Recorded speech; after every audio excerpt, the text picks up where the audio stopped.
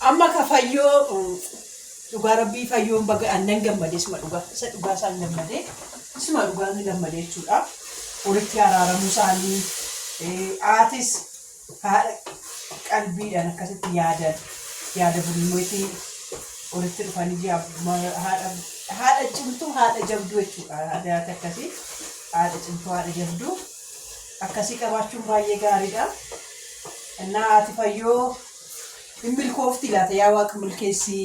walitti araarsii walitti deebisii akkuma isaanii durii isaanii waliin kolfee waliin taphatee waliin haasa'u nuuf haa godhu waaqayyo dhugaa rabbii na yaadan dhugaa jiraaf isaan dhugaa piraankii walirratti hojjetan dhugaa maal walirratti hojjetan bareedu. Isuma dhugaa isa bareedu malee dhugaa wal lolan hin bareedanii. Ani amma ammattu suma amma kanadha. Amma hammaas dhaabadheetoo viidiyoo kan hojjedhutti numa barsiisuudhumaaf piraankii hojjetaa jiru malee baroomsuma hawaasa keessatti waan jiru nu barsiisuudhumaaf hojjetaa jiru isa jedhu malee namni kaameraa kaa'ee waliin lolu waliin arrabsu waliin reebu siifiyyuun dhufu kaameraa ibsuuni dhugaa wal lolu namni dhugaadhaan wal lolu. Amma ammaatti ani seexanni dhugaan man viidiyoo hojjedhu yaa seexana gurri kee aduu dusaan waliin lolanii yoomiyyuu waliin lolan jedhee san hojjedha. Isuma dhugaa viidiyoon makkoo keessatti waliin ilaaltanii isaan waliin lolan hin jedhama. Waliin lolan maal diinni isaanii hamtuu isaanii barma bara salaxanii jiru kana dhiisaati barma salaxaniitti iyyuu warra nama wal lolanii miti garuu barumsa hawaasa keessa jiru waan hawaasa keessatti ta'u nu barsiisaniiru galatooma jennaani malee anisuma dhugaa ammaatti iyyuu ani maamaa nuti fayyuyyuu dhiifama naaf haa godhan malee waanuma hawaasichuma barsiisuudhumaaf itti makaman natti fakkaatu. Isuma dhugaa hawaasichuma barsiisuudhumaaf namootuma barsiisuudhumaaf itti makamanii nu barsiisaa jiru galatooman malee isuma dhugaasaa iddoosa dhugaa ta'e maamaaniyyuu kaameraa ibsanii taa'anii kana inaasa'anii isuma dhugaati. Diraamaan haasa'u diraamaan nu bareessu hawaasichuma nu bareessuudhaaf nuuf hojjetanii hin golabama jedheef mayyaada garuu guddaa isaa nuuf galatooma. Fayyooniif jiraan walitti naraaramu jalqaba ka fayyooni mot yetti moo jiraatu mot-mottedha. Ani sana arguu hawwate namni arguu hawwatan jiraatu mot-mottetti jiraatu mot-mottetti moo wannotti mot-mottetti ree meesti bakka shinti amma eenyutu tamuudhaa laata jiraadha moo jiraani haadhaan sodaata waan ta'eef armee fayyuu baay'ee sodaatu baay'ee kabajaa baay'ee jaalata waan ta'eef jiraan waa tokko hin dubbatu dhugaa ammaan tamuutu fayyoodha.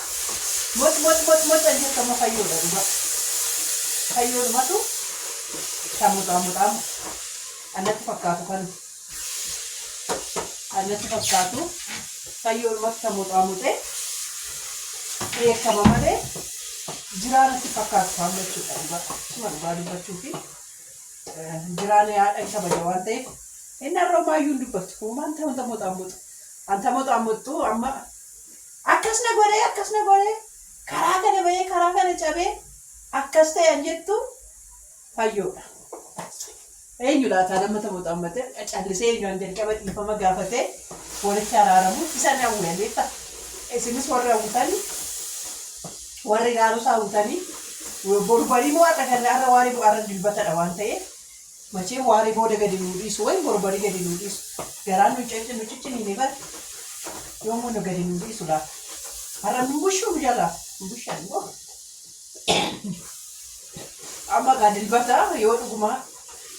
achi sulultaa buleera ta'e amma sulultaa dhabee as ga'utti sa'aatii 5 sa'aatii 6 ta'a. Maaliif tiraanispoortiin Finfinnee keessa baanee as ga'anitti iyyuu hin cimaa borbarii gadi nuu dhiisu jechuudha. Yoo garuu ishee andiraamittii andiraamaa ta'e garuu naannoo sa'aatii 10 gadi nuu dhaqqabama jenneetuma hin hinnaka akkasumatti eenyas hin jedhan daawwattoota koo mee haati koo odoo taate akka haadha fayyoo kanatti naa ta'u wanti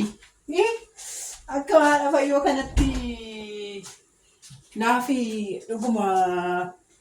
anammoo doo amsaaluudhaanii fi aniif amsaaluuni wallollee irraa yaa jara koo wallollee jirraa ittiin jedhe jechuudha. Wallollee jirraa odoon jedhe sumatu maraatuudha situtti lole malee abbamsaaluun waan akkasiin jiru naan jedhu. Naan jetti na jalaayyuu qabdu jaartiin keenya. Kan akkas viidiyoo naaf hojjette viidiyoo irratti dhuftee ta'uu naaf odeessitu ganaa yeroo tokko piraankii hojjedhee piraankii dhumaaf jechaadhaan itti bilbili viidiyoo isaa jiranatti fakkaata yaadsa achitti aniif amsaaluun wallollee amsaaluun na reebee mana kanaa bahin jedhe yaa jette ka situ reebe ta'innaa laatanaan jette garagashoo situ reebe ta'innaa mucaan koo akkas hin godhutte mucaan koo akkas hin godhuuf maayeefuma keetti arreebde fiddee akkasitti taanaan jettee na harkatti natti dheekkamtee walumaan asitti abbaan eebbus nama loluu miti buusuma dhugaati kaa'aa jedhan yoodhuma reetuma aarii mosholo gooteetoo namaan lole malee isama akkasii roosuma dhugaasaa irratti waan ta'eef amma fe'oon isaa haasee na biraa gadi ba'a malee natti hin eekkamu. Mbaa bahee deeminatti hin kennu. Bahee sokkaa jireenya koo keessatti waggaa meeqan amma waggaa 22 ta'an irraaniif abbaan eebbu waggaa 22 kana keessatti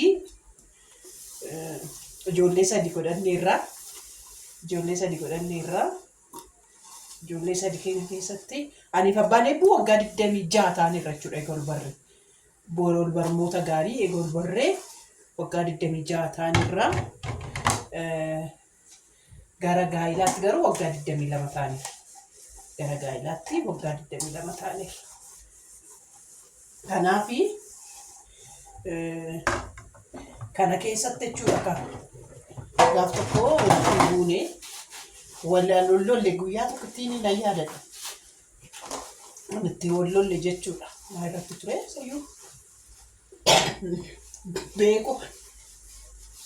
beekoon laaptooppii caccabsee beekotu laaptooppii odoon yaalaa mana mootummaa laaptooppii isaayyuu laaptooppii mana mootummaati. Mucaan ol fuudhee laaptooppii kash ishii godhe gaafa inni ol fuudhee kash ishii godhu abbaan eebbuu koo mucaa ol fuudhitu qixiqqaan ishii godhe gaafa qixiqqaan godhu kaa garaan haadhaa toleen jettu amma laaptooppiin kun cabee dhugaa rabbi boo'ichaan yeroo san boo'e amma ammaatti seenaa isaafin jirti jigyala kanas ni gashe dhugaa boo'ichaan gaafas boo'u bakka dhuguma narraa adda bahee deemase yuutuubii kanarrayyuu kaa'eera malee boo'ee ta'uudde waaqayyo isaaniif haa galatu namoota baay'eetu tarabarrabee an akkuma nama qabuyyuu akka namni daawwattoonni kooyyuu na jaalataniyyuu kan itti baree laaptooppii san irratti dhugaa. Laaptooppii san irratti han baree dhuguma isa dhugaa koosiniin jedha. Laaptooppii san irratti namoota hedduu Astiraaliyaa, Ameerikaa, Jarman bakka tarabarrabaniituma wannoo naa godhan laaptooppichi akka inni bitamu godhan. Annama dhibu keessaa carraa laaptooppii san irratti jechuudha ka carraa laaptooppii san irratti annama dhibu keessaa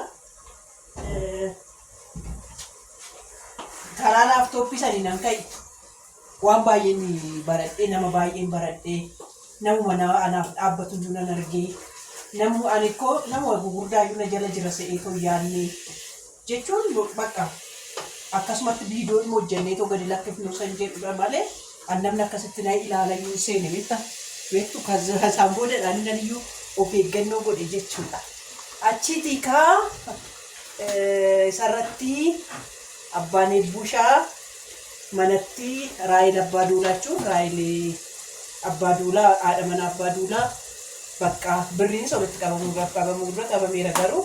achi isheen abbaa duulaarraa laaptooppii bichisiiftee fuutee naaf iddee dhuftee wayyoota iyyuutti dabaltee naaf iddee dhuftee akkasitti dubbiin isaan tolitti nu waraabsee bakka bara san keessa dhaanii abbaan eebbuu ani tolollee manaa isaan bahee deemee ammanatti deebifte maqaa isheen jalaa baditti ijoollee Ameerikaa irraa raayiin immoo Ameerikaa irraa ammanatti deebisan Ameerikaa irraa bilbilanii manatti deebisan isa dhugaa isaantu bilbilee manatti deebisee manatti iyyuu deebi'ee achi bakka isaan manatti deebisanii jireenya keenya keessa irratti kanarratti